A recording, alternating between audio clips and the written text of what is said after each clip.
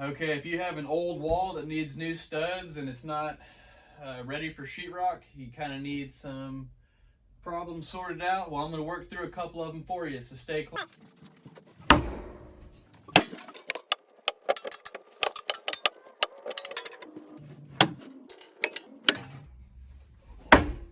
We need to add in a stud right here because there's no corner.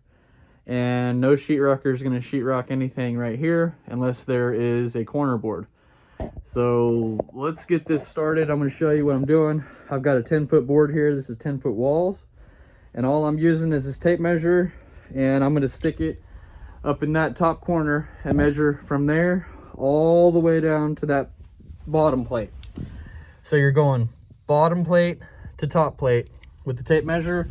Get that measurement. Get your board that's long enough to go. And I'm going to measure that first.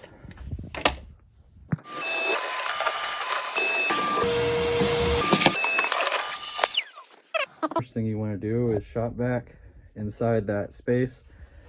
And I've got my board cut, my little piece here, so my board should fit in place. Let's see if it puts it on the bottom plate, down at the bottom. Now looking at the... So it does fit.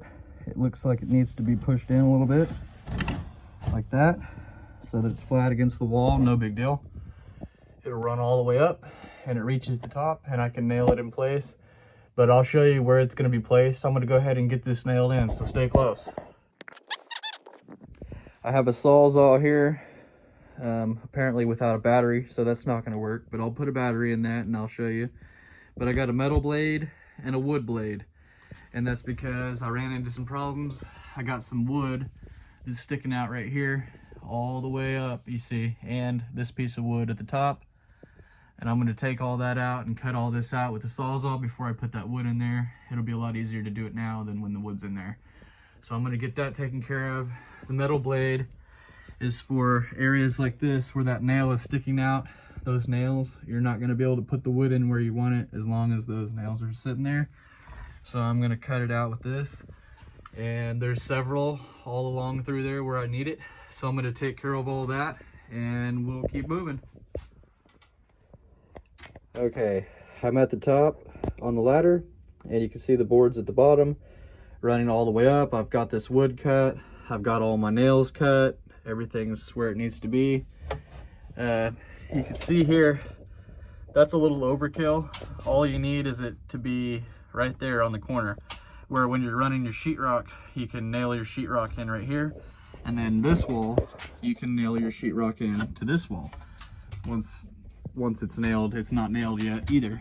But once I nail this back and this into this top plate, and all you want to do is put you a screw in right here. I'm going to put a 3-inch screw and I'm going to put it right there. So let's get that done, and that'll secure that top plate up at the top. I'll also put another screw in right here, so it'll have 2 screws, 3-inch at the top. And then I'll be putting another 2 at the bottom, just like this, the same at the top. 1 there and 1 there, and make sure it's all flush. I'll show you what this looks like when I'm done.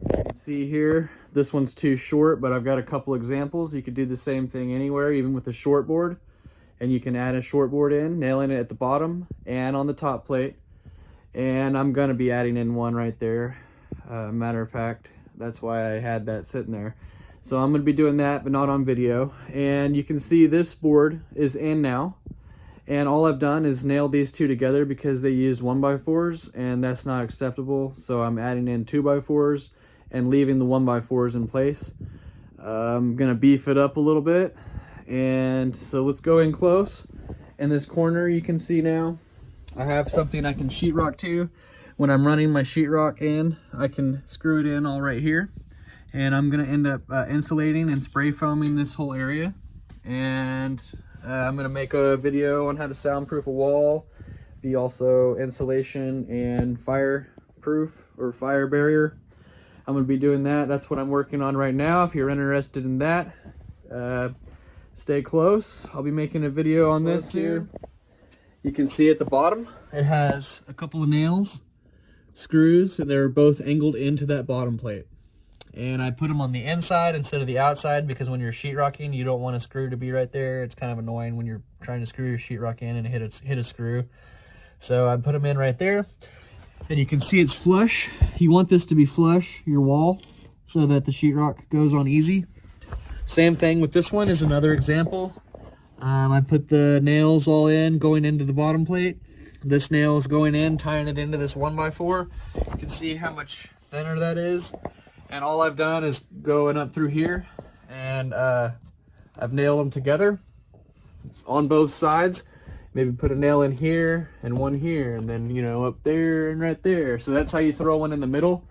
Doing the same thing, bottom plate and top plate linking together. Same here, so your sheetrock can run and everything's sturdy. And you'll continue that process down the wall. I'm going to throw in one right here. And then I'm going to be making a video also on how to do a corner.